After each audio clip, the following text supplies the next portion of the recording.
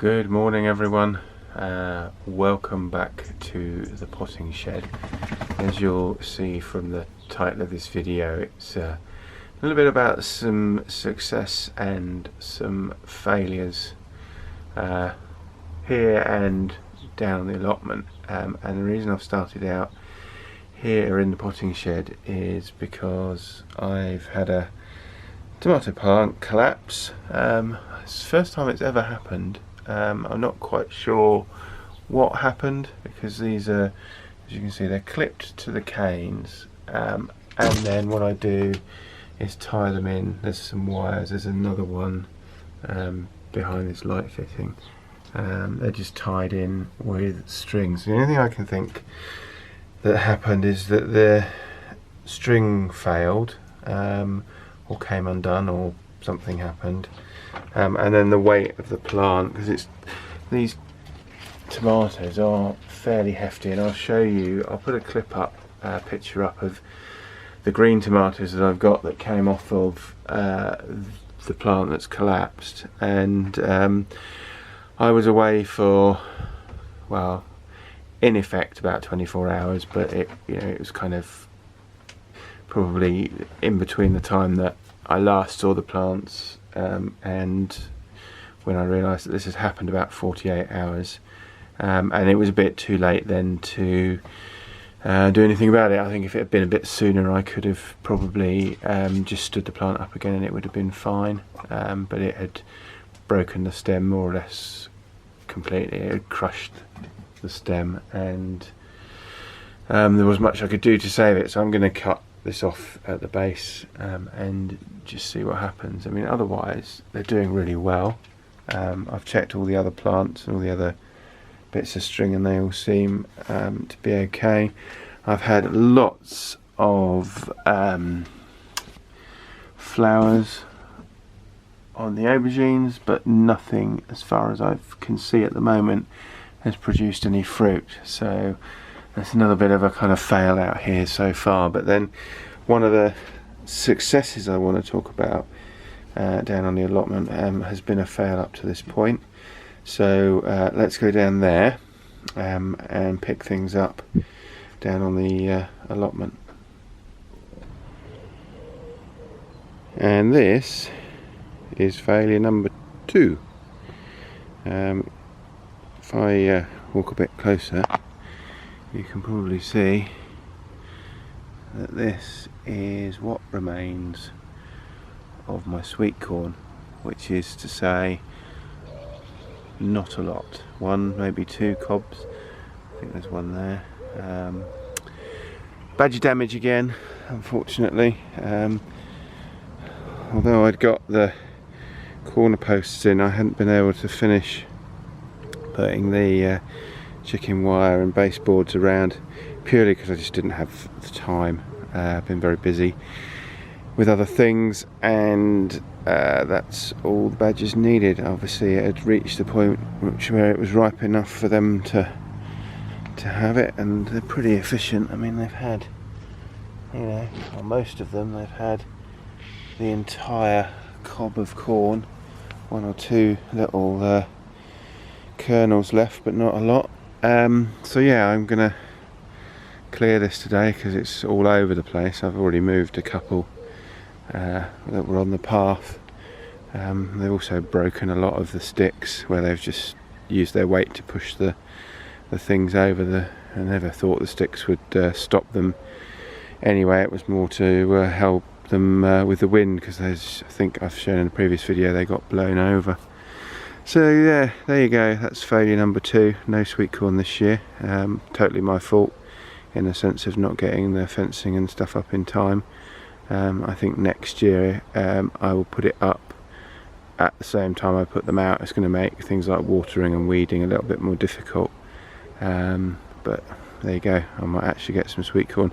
If I grow sweet corn at all next year, I might give it a miss and use the space for something else. I noticed that also my lettuce, second sowing of lettuce, I think has been slugged. Although there's some slug traps down, there isn't one at this end of this bed, so well, I need to rectify that and probably sow some more lettuce, which I'll probably put in here where the sweet corn is, and once that's clear. So there you go. So here's a success. As you can see, a butternut squash, or at least one that is that will be a butternut squash when it's finished growing.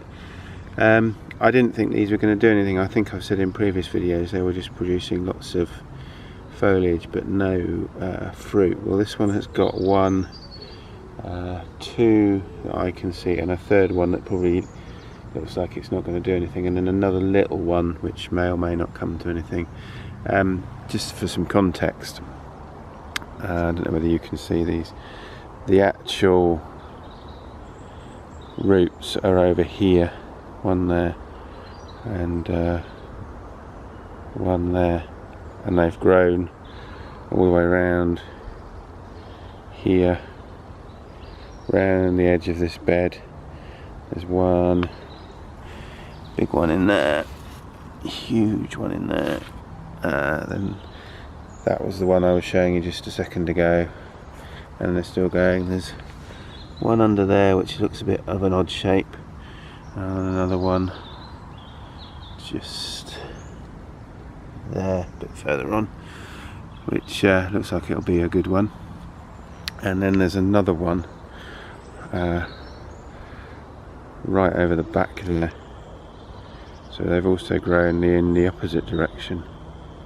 So if we can get that to zoom in, there's one there as well. So hard to say. 5 fruits at the moment, whether there will still be 5 when they reach maturity or not, a bit difficult to say. Oh, I think I've just spotted another one. Yeah, one in there just on the edge of the path. That's 6. So doing better than I thought, and there you go. That's one of the successes. Okay, I thought I would just tag an extra bit onto the end of this video. As you can see, I've started to get some tomatoes to ripen. I think that one is, but it's probably less clear on the camera. The reason I've done, or I think the reason I've got that to happen, is because what I've done is severely trimmed back the plants after I shot the clips at the start of this video, and when I was removing the plant that was on this cane, the one that had snapped, I suddenly thought, actually I'm not going to get any more kind of height or new growth off of these plants, so I decided to take them out.